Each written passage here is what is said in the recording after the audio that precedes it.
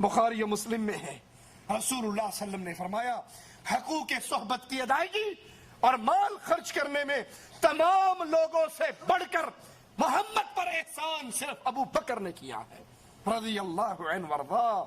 اور سنو، میں ابو بکر سے اتنا راضی ہوں، اگر میں نے اللہ کے علاوہ کسی اور کو خلیل پکڑنا ہوتا ابو بکر کو میں خلیل پکڑتا۔ اسی لیے جب کسی نے پوچھا تھا آقا سب سے زیادہ محبت کس سے ہے، کہا عائشہ سے ہے رضی اللہ تعالی عنہا۔ پوچھا آقا مردوں میں کس سے ہے، کہا اس کے بابا صدیق اکبر سے ہے۔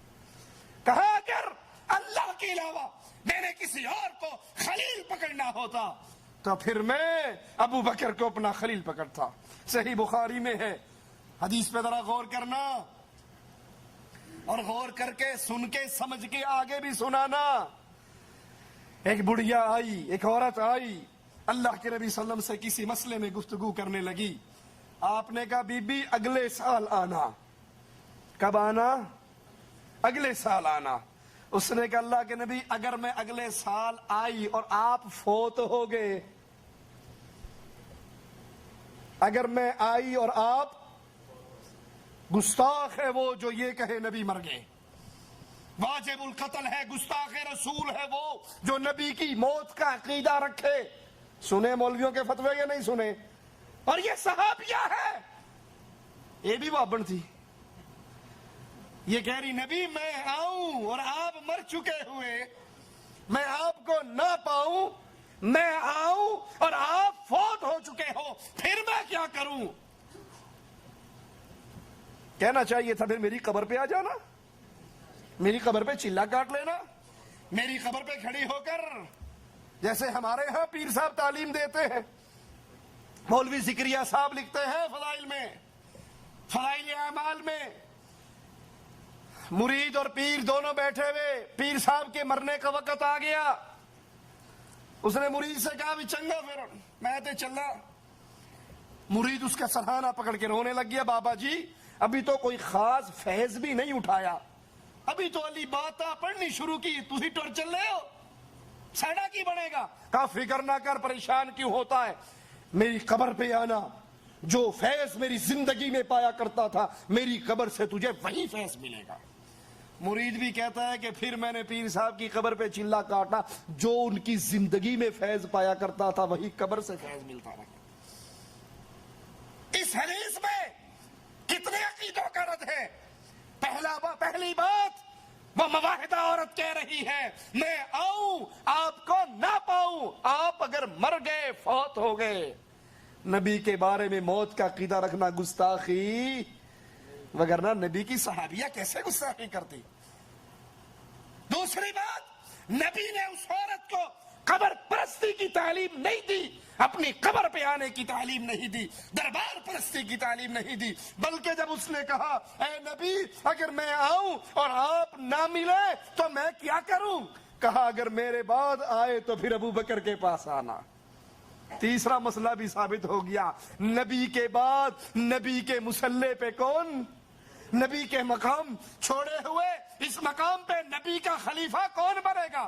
آپ کو کہنا چاہیے تھا بی بی میں نہ ہوں، تو آئے تو پھر تو مولا علی کے پاس آ جانا۔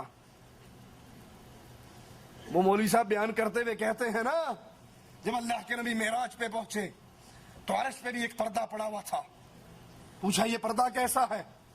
اللہ یہ پردہ کیسا ہے؟ اللہ نے پردہ ہٹا دیا، پیچھے مولا علی بیٹھے ہوئے تھے، نعرہ حیدری، کہا اسی علی کی شان بتانے کے لیے تجھے یہاں بلایا ہے۔ ایک ذاکر کہتا ہے ہم نے سارے انبیاء کی سیرت کو دیکھا، ہمیں مولا علی جیسا نبیوں میں بھی کوئی نہیں ملا۔ لا حول ولا قوت الا باللہ، انا للہ و انا الیہ راجعون۔ ایک ذاکر کہتا ہے کہ جب اللہ کے نبی خیبر کی جنگ کے لیے گئے، کفار کو چھیڑ بیٹھے، فتح ہو نہیں رہی تھی، مرحب نے فاحشہ عورتوں سے کہا نبی کی توہین میں شعر پڑھو، انہوں نے شعر پڑھے، نبی نے مصلی بچھایا اور اللہ سے کہا میں نہ کہتا تھا اس کو لے کر چلوں، لا حول ولا قوت الا باللہ، اور تو نے کہا تھا مدینے میں چھوڑ کر جا۔ علی کو چھوڑ آیا ہوں، کافروں کو چھیڑ بیٹھا ہوں، فتح ہو نہیں رہی۔ کہا پھر جیسے قرآن کی آیت آتی ہے اس طرح آسمان سے علی زمین پر آئے۔ یہاں عورت پوچھ رہی ہے آقا میں آؤں، آپ نہ ملے، کس کے پاس جاؤں؟ آپ نے کہا بی بی اگر تو آئے اور میں نہ ہوں تو ابو بکر کے پاس آنا۔ ثابت ہوا اس حدیث سے بھی کہ ابو بکر رسول کریم صلی اللہ علیہ وسلم کے بعد خلیفۃ رسول بننے والے۔ صحیح بخاری میں اللہ کے نبی نے فرمایا ابو بکر تم غار میں میرے ساتھی، تم حوض کوثر پر بھی میرے ساتھی، غار میں میرے رفیق، حوض پر بھی میرے رفیق۔ اور ترمذی میں ہے حضرت عائشہ فرماتی ہیں ابو بکر رسول کریم صلی اللہ علیہ وسلم کی خدمت میں حاضر ہوئے تو اللہ کے نبی نے فرمایا انت عتیق من النار، اے ابو بکر تو وہ ہے جس کو اللہ نے دوزخ سے آزاد کر دیا ہے۔ اس دن کے بعد ابو بکر کا نام عتیق پڑ گیا۔ پھر فرمایا ابو بکر امت محمدیہ میں تم وہ شخص ہو جو سب سے پہلے اللہ کی جنت میں داخل ہو گئے۔ انبیاء کے بعد یہ شان صدیقی ہے کہ سب سے پہلے میرے نبی کی امت باقی نبیوں کی امتوں سے پہلے جنت میں جائے گی، اور نبی کی امت میں سب سے پہلے ابو بکر صدیق جنت میں جائیں گے۔ فاروق اعظم فرماتے ہیں ابو بکر ہم سب کے سردار، ہم سب سے بہتر، رسول اللہ کو ہم سب سے زیادہ پیارے۔ اور حضرت علی فرماتے ہیں ہم نیکی میں ابو بکر سے کبھی نہیں بڑھے۔ ربیع بن یونس کا قول ہے ابو بکر کی مثال سابقہ کتابوں میں بارش سے دی گئی، جہاں بارش پڑتی نفع بخش ہوتی۔ انبیاء سابقین کے اصحاب میں سے مجھے کوئی بھی ایسا نظر نہیں آیا جو ابو بکر کے برابر ہو۔ سابقہ تمام نبیوں کی امت میں کسی نبی کی امت میں کوئی شخص ابو بکر رضی اللہ عنہ وارضا جیسا نہیں۔ حضرت عمر فرماتے ہیں اگر اہل زمین کے ایمان کو تولا جائے، ایک پلے میں زمین والوں کے ایمان کو رکھا جائے انبیاء کے بعد، اور ایک پلڑے میں اکیلے ابو بکر کے ایمان کو رکھا جائے تو ابو بکر کے ایمان والا پلڑا بھاری رہے گا۔ ابو بکر ہر مسئلے میں ہم سے سبقت لے جانے والے اور بزرگی کے اندر بھی ہم سے زیادہ۔ محمد بن زبیر فرماتے ہیں میں نے حسن بصری سے عرض کی کہ بعض لوگوں کے دلوں میں شکوک پیدا ہو گئے، آپ میری تسلی کروا دیں کہ یا رسول اللہ صلی اللہ علیہ وسلم نے ان کو خلیفہ بنا دیا تھا، ابو بکر کو خلیفہ بنا دیا تھا۔ یہ سن کر حسن بصری غصے میں آ گئے اور کہنے لگے تمہیں اس میں شک ہے؟ اللہ کی قسم اللہ نے ہی ان کو خلیفہ بنایا، اور کیوں نہ بناتا، وہ سب سے زیادہ عالم، ان کے دل میں سب سے زیادہ خوف الہی۔ ابن مسعود رضی اللہ عنہ وارضا فرماتے ہیں اگر غور سے دیکھا جائے عقل و فراست میں تین آدمی سب سے بڑے ہوئے اور ان تین میں سے ایک ابو بکر صدیق تھے رضی اللہ عنہ وارضا۔ امام شعبی کا قول ہے کہ 4 خصوصیات ابو بکر میں ایسی ہیں جو کسی اور کو نصیب نہیں ہو سکی، اور ان میں پہلی آپ کے سوا کسی کا نام صدیق نہیں رکھا گیا۔ مختلف ناموں سے صحابہ کو پکارا گیا لیکن صدیق یہ لقب صرف محمد رسول اللہ صلی اللہ علیہ وسلم نے ابو بکر صدیق کو عطا کیا۔ نمبر 2 غار کے اندر رفاقت کا شرف صرف ابو بکر رضی اللہ عنہ وارضا کو ملا۔ نمبر 3 اللہ کے نبی نے اپنی زندگی میں امام صرف ابو بکر رضی اللہ عنہ وارضا کو بنایا۔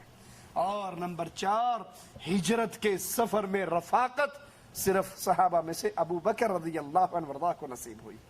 سیدنا ابو بکر کی ایک اور خصوصیت کہ 4 نسلیں ابو بکر کی صحابیت کا شرف پاتی ہیں، 4 نسلیں ابو بکر کی شرف صحابیت پاتی ہیں۔ ابو بکر خود صحابی، پھر آپ کے بابا ابو قحافہ فتح مکہ کے موقع پر مسلمان ہوئے صحابی، آپ کے بیٹے عبد الرحمن صحابی، اور عبد الرحمن کے بیٹے عتیق صحابی۔ 4 نسلیں ابو بکر صدیق رضی اللہ عنہ وارضا کی صحابیت کا شرف پاتی ہیں۔ حسان بن ثابت رضی اللہ عنہ وارضا ابو بکر صدیق رضی اللہ عنہ وارضا کی شان میں چند اشعار پڑھتے ہیں جن کا ترجمہ کچھ یوں ہے جب تم رنج و غم کے ساتھ کسی بھائی کا ذکر کرو تو ابو بکر کو یاد کرو جو ہم سے جدا ہو گئے. وہ نبی کریم صلی اللہ علیہ وسلم کے بعد بہترین خلق، پوری مخلوق میں نبی کے بعد سب سے افضل، سب سے زیادہ متقی اور عادل تھے. اپنے فرائض کو سب سے زیادہ پورا کرنے والے وہی ہیں جن کو قرآن نے ثانی اثنین کہا اور ان کی حاضری غار کی تعریف کی. وہی ہیں جنہوں نے سب سے پہلے تصدیق رسالت کی. سب جانتے ہیں کہ ابو بکر رسول کریم صلی اللہ علیہ وسلم کو پیارے تھے، وہ بہترین خلق تھے. نبی کریم ان کے برابر کسی اور کا درجہ نہ سمجھتے تھے. اور یاد رکھیے آخری بات، ابو بکر صدیق رضی اللہ عنہ وارضا کی خلافت پھولوں کی سیج نہیں تھی بلکہ کانٹوں کا بستر تھا. اس کو آرام دہ بنانے کے لیے ایک ایک کانٹا چننا ضروری تھا. اور ابو بکر صدیق کو اللہ نے یہ مقام عطا کیا کہ انتہائی مختصر دور کے اندر، انتہائی قلیل ایام میں ابو بکر صدیق رضی اللہ عنہ وارضا نے تمام فتنوں کے سر کو کاٹ ڈالا. وہ مرتدین کا فتنہ ہو، وہ نبوت کے جھوٹے دعوے دار ہو، وہ زکوٰۃ کا انکار کرنے والے ہو، ان سب فتنوں کا ابو بکر صدیق نے مٹا دیا. اور مسلمانوں کے لیے پھر فتوحات کے دروازے کھلے جو حضرت عمر رضی اللہ عنہ وارضا کے لیے اور آسان ہوئے. اور اس طرح مسلمانوں کی یہ حکومت پھیلتی رہی اور لا الہ الا اللہ کا پرچم آگے سے آگے پھیلتا رہا. اللہ سے دعا ہے اللہ ہمیں نبی کریم صلی اللہ علیہ وسلم کے صحابہ سے محبت کی توفیق عطا فرمائے. اللہ ہمیں زندہ رکھے، صحابہ کی محبت میں رکھے. موت دے تو اس حال میں دے. اللہ ہم سے راضی ہو، ہم اپنے اللہ سے راضی ہو. اقول قولی هذا واستغفر الله لي ولكم ولسائر المسلمين فاستغفروه إنه هو الغفور الرحيم.